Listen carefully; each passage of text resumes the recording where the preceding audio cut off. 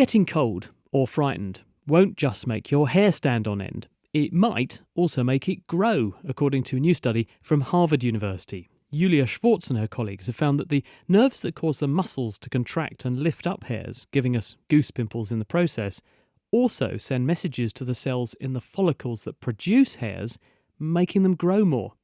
Now, this probably won't help us to combat baldness, and we don't know yet if this really applies to humans, but it does explain the prolific winter coat that some animals grow in the cold. Cambridge dermatologist Jane Sterling took me through the findings. Well, this paper has brought together three elements in the skin: the hair follicle and how it grows, the nerves that supply the skin, and also the tiny little muscles that make our hairs stand on end. So for the first time, this paper has demonstrated that these three elements grow together, develop together, and then in life they interact together. Are you saying then that the apparatus that makes my hair stand on end may also make my hair grow? This paper seems to suggest that, and it also can stop your hair growing. The way the nerves that supply the little muscles that make our hairs stand on end also influences the cells that make the hair grow and brings the possibility that that might affect how the skin grows. This is the mechanism that gives us goosebumps or goose pimples when we're either cold or frightened, isn't it? Yes. So we all recognise that. There's lots of phrases. The hairs on the back of my neck stood out. And of course, we all can see the goosebumps on our arms, particularly if you're cold, but also if you have an element of tension or fear or something that's going to make you scared, then that happens as well. And why does that happen? What's the benefit or the mechanism and the reason why your hairs stand up under any of those circumstances? Our hairs come out of our skin, and all animals, at a little angle.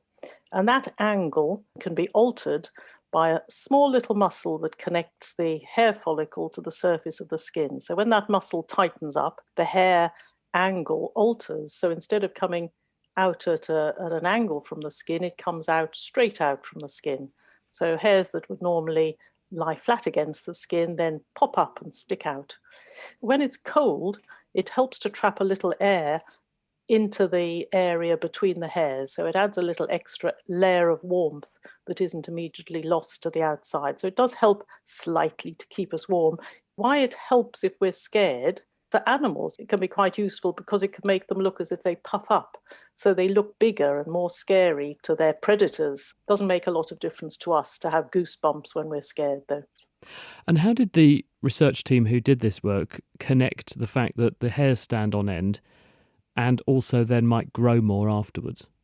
They looked at mainly hairs in mice, in which they were able to manipulate the different aspects of the little muscle, the cells that make the hair grow, and also the nerves that supply the hair follicle. So they were able to turn on, turn up, turn down elements of that to show that when the nerves supply this is the sympathetic, the fight or flight nerve supply to the hair follicle is increased. That's when our hairs stick out.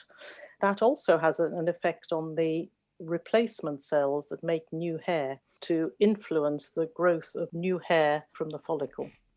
Would this explain then why animals that live in seasonal climates where they have a warm summer but a cold winter can reactively thicken up their coat in winter? Because people often say, my dog's coat got much thicker in winter. There are animals that grow a winter coat. Could this be the way in which they do this? Well, that's the speculation.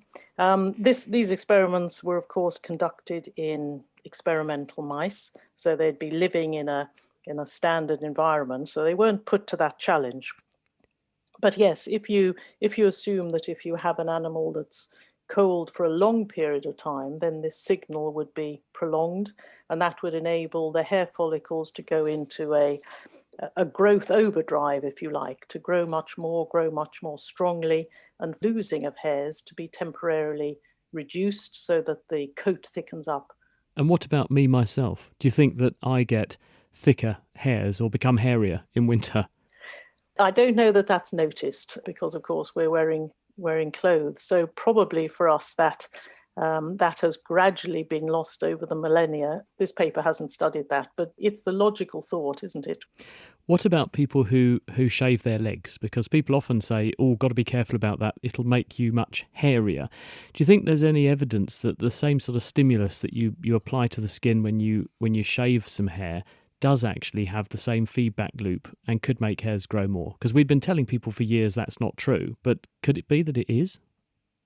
It definitely is not true. So when you cut a hair that's growing out of the skin at the skin surface, it doesn't, as far as we know, make any difference at all to the strength at which the hair is growing from the base of the follicle. And that's because the hair itself is dead. So it isn't supplied with nerves and it isn't supplied with any active cells that would give feedback to the growth at the bottom of the follicle. However, I suppose you could speculate perhaps that if your legs were much colder because you were shaving all the hair off and not retaining that slight layer of warmth, you would have to have quite hairy legs for that to be any effect at all, I think. But you could speculate that perhaps that might have an effect on hair growth according to the findings of this paper. Jane Sterling.